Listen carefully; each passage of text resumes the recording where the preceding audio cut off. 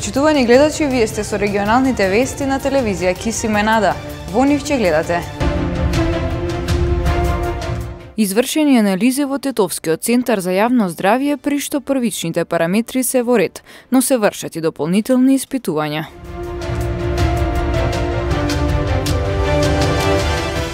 За разлика од други градови каде периодов има раст на нови ковид случаи, во Гостивар состојбата е стабилна.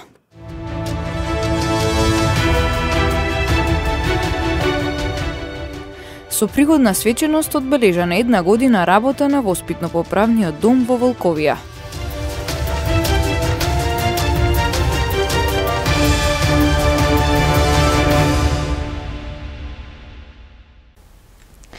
Се повторува ситуацијата во есенскиот период, водата во Тетово да добие невообичаен вкус и мирис. Вчера вечер се извршени анализи во Тетовскиот центар за јавно здравје, при што првичните параметри се во ред, но се вршат и дополнителни анализи. Жителите на Тетово се жалат дека водата од градскиот водовод има непријатен вкус и необичен мирис, но ваквата појава не е нова за тетовци. Истото се случува 5-та година поред во есенскиот период, особено во месеците октомври-ноември, кога има ваква промена кај водата. Ама мирис многу, не се пие ни за ништо. И вчера имаше, и денеска има. 2 дена и плюс немаме вода. Па надлежните треба да се работа на ова, да пиеме што треба. Како што треба, чисто, од шар иде водата боштом. Мирис има. На нафта видишеш. Дали ја пиете сега? Не. Купуемо. Од Тетовскиот центар за јавно здравје информираат дека анализите на водата кои се направени синоќа покажале дека првичните параметри се во ред, но се вршат и дополнителни анализи. Доктор Радко Давидовски, специјалист по хигиена и здравствена екологија, вели дека досегашното искуство покажува дека непријатниот мирис и вкус доаѓа од лисјата кои паѓаат во водата.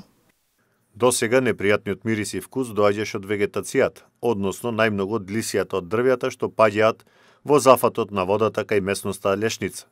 При тоа доаѓа до нивно распаѓање, кое ги создава непријатниот вкус и мирис. Бактериолошки и хемиско-физички водата е исправна за пиење и сега, но се прават дополнителни анализи. Од Центарот за јавно здравје велат дека оваа појава минатите години се надминуваше и со засилено хлорирање, а според досегашните искуства непријатниот мирис и вкус исчезнуваше за неколку дена. За разлика од други градови каде периодов има раст на нови ковид случаи, во Гостивар состојбата се уште е стабилна. Дали масовните собири во изборната кампања во кои не се почитуваа никакви мерки за заштита ќе донесат нов бран, ќе се види за недела 2, оценуваат лекарите. Нема значителни промени во состојбата со коронавирусот на гостиварското подречје. Други градови дневно бележат двоцифрени бројки на нови случаи, но Гостивар засега држи стабилно ниво. Бројките на ново заразени остануваат ниски, а на инфективното одделение е хоспитализиран само 1 пациент. Активно болни се 24 граѓани. Дали масовните собири во изборната кампања во кои не се почитуваа никакви мерки на заштита ќе донесат нов бран, ќе се види за недела 2, оценуваат лекарите и повторно апелираат граѓаните да се вакцинираат.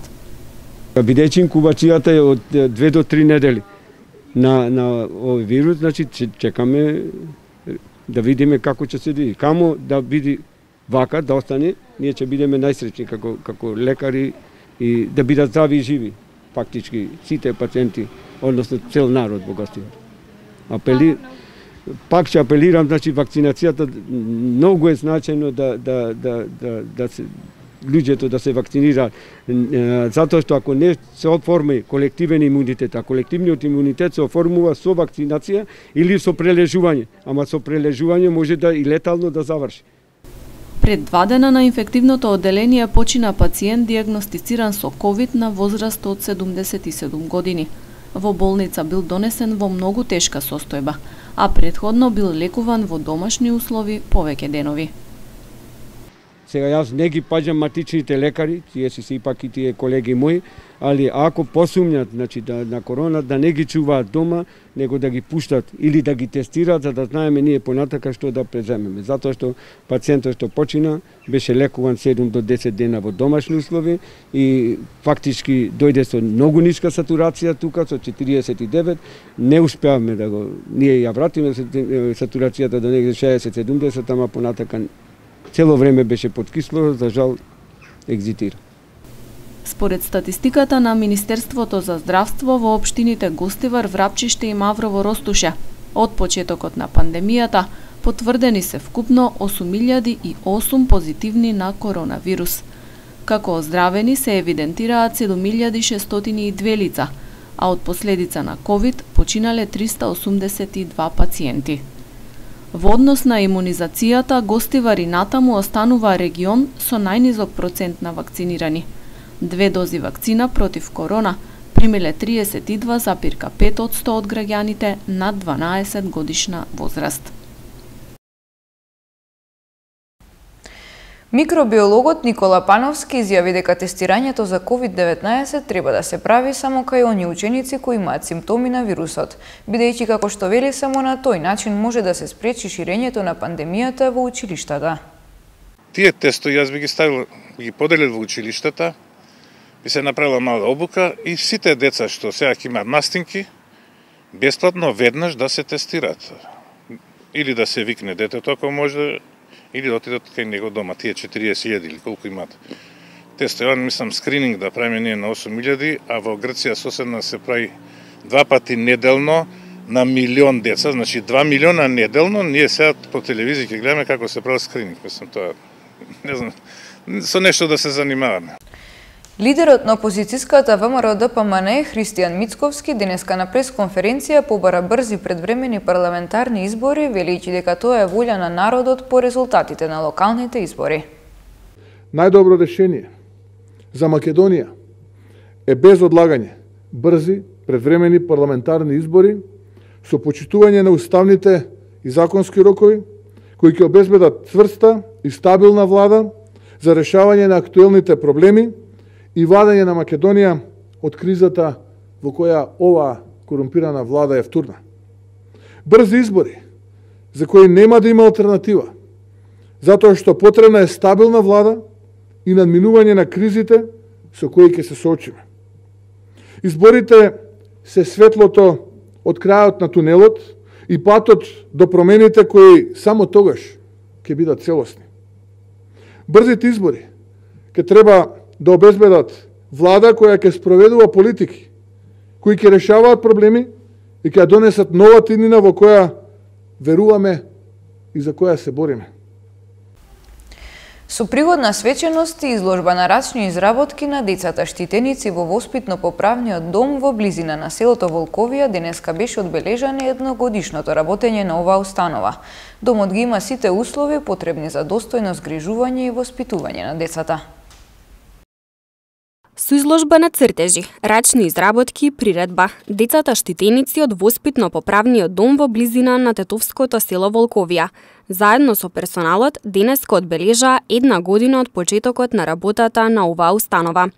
Ова место за згрижување на децата кои што дошле во судир со законот ги задоволува сите европски стандарди за сместување и работа со овие деца, истакнува директорот на воспитно-поправниот дом Даниел Антоски. Голема благодарност сакам да изразам до Министерството за правда, до управата за извршување на санкциите, до директорот Маријан кои што ни даваат максимална поддршка за подобар престој на оваа категорија на деца во овие простори кои што доликуваат на 21 век по сите европски стандарди, каде што децата имаат голема можност за нивна ресоциализација и она што некогаш се случувало надвор да не се повтори кога ќе излезат од ова институција. Исто така морам и да се заблагодарам на мојот тим, односно на моите вработени тука кои што максимално се вложуваат во работата со овие деца, во нивната ресоциализација и надеж за подобро утре. На воспитно-образовниот процес на децата во домот работи цел тим од стручњаци. Тимот кој што работи со овие деца е составен од стручен тим на педагог, психолог, социјален работник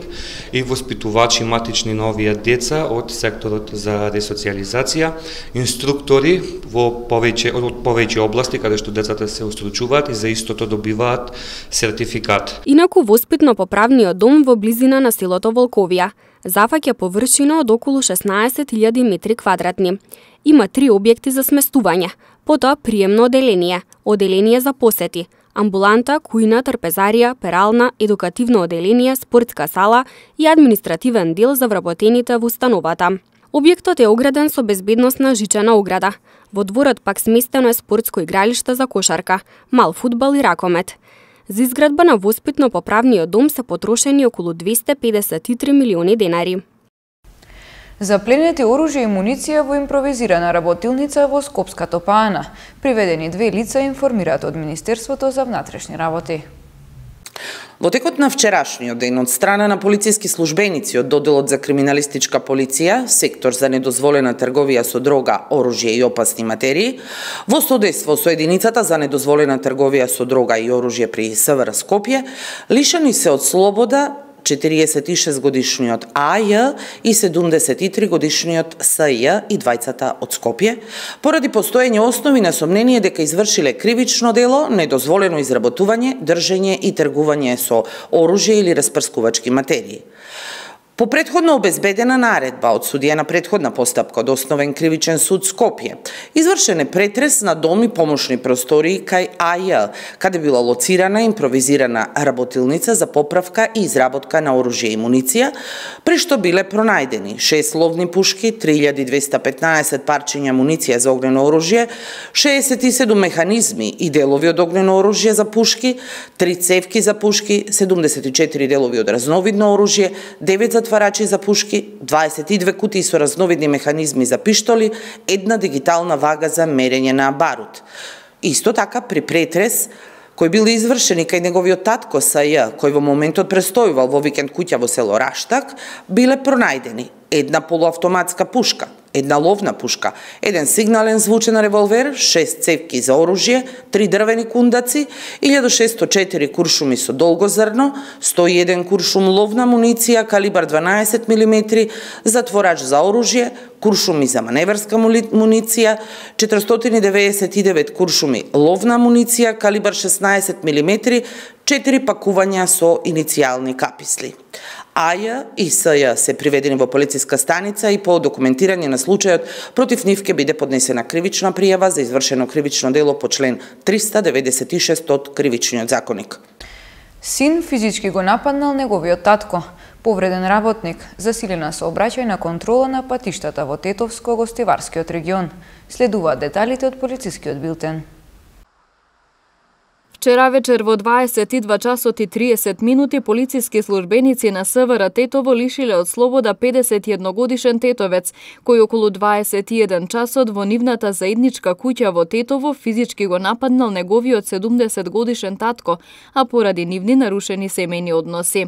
Тој е задржан во полициската станица Тетово и по целосно расчистување и документирање на случајот ќе му биде изготвен поднесок по член 130 став 2 од Кривичниот законник.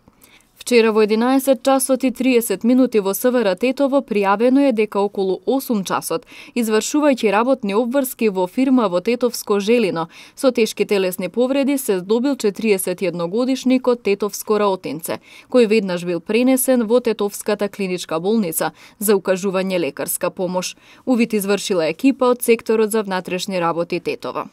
На подрачјето на СВР Тетово вчера од 9 до 14 часот спроведена е засилена сообраќајна контрола, во која вкупно биле откриени и санкционирани 5 технички неисправни возила, од кои 2 во Тетовско и 3 во Гостиварско, 1 нерегистрирано возило и 2 други видови неисправности во Тетовско.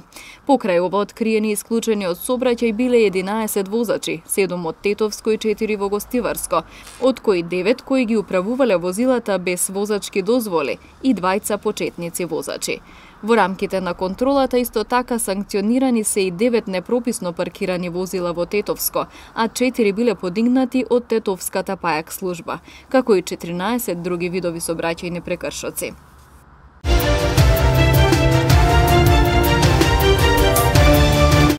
Екипата на Шкендија во четвртфиналето од фудбалскиот куп на Македонија ќе игра против Струга Тримљум на 24 ноември на градскиот стадион во Тетово.